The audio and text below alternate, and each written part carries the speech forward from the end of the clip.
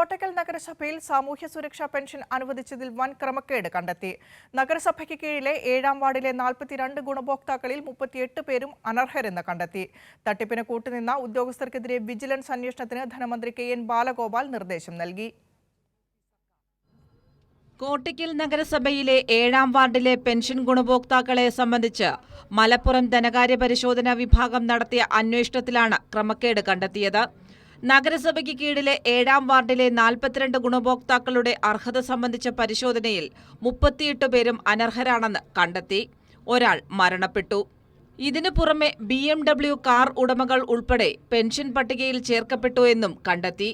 ചില ക്ഷേമ പെൻഷൻകാരുടെ വീടുകളിൽ എയർ കണ്ടീഷണർ ഉൾപ്പെടെയുള്ള സുഖസൗകര്യങ്ങളുണ്ട്. ഭാര്യയോ ഭർത്താവോ സർവീസ് പെൻഷൻ കൈപ്പറ്റുന്നവരും ക്ഷേമ പെൻഷൻ വാങ്ങുന്നു. ഭൂരിഭാഗം പേരുടെയും വീട് 2000 ചതുരശ്ര അടിയിൽ കൂടുതൽ വലിപ്പമുള്ളതാണെന്നും കണ്ടെത്തി. ഒരു വാർഡിൽ ഇത്തരത്തിൽ കൂട്ടത്തോടെ അനർഹർ പെൻഷൻ പട്ടികയിൽ ഉൾപ്പെട്ടതിന് പിന്നിൽ അഴിമതിയും ഗൂഢാലോചനയും ഉണ്ടായിട്ടുണ്ടാകാമെന്നാണ് ധനവകുപ്പിന്റെ പരിശോധനാ വിഭാഗം റിപ്പോർട്ട് ചെയ്തത്. ഈ സാഹചര്യത്തിലാണ് ക്രമക്കേടുകളിൽ ധനവകുപ്പ് കൂടുതൽ കടുത്ത നടപടികളിലേക്ക് കടന്നത്. കോട്ടക്കൽ നഗരസഭയിൽ തട്ടിപ്പിന് കൂട്ടുനിന്ന ഉദ്യോഗസ്ഥർക്കെതിരെ വിജിലൻസ് അന്വേഷണത്തിനാണ് ധനമന്ത്രി KN ബാലഗോപാൽ നിർദ്ദേശം നൽകിയത്. പെൻഷൻ അർഹത സംബന്ധിച്ച് അന്വേഷണം നടത്തിയ ഉദ്യോഗസ്ഥർ, വരുമാന സർട്ടിഫിക്കറ്റ് അനുവദിച്ച റവന്യൂ ഉദ്യോഗസ്ഥർ, പെൻഷൻ അനുവദിച്ചു നൽകിയ ഉദ്യോഗസ്ഥർ എന്നിവർക്കെതിരെയാണ് അന്വേഷണം.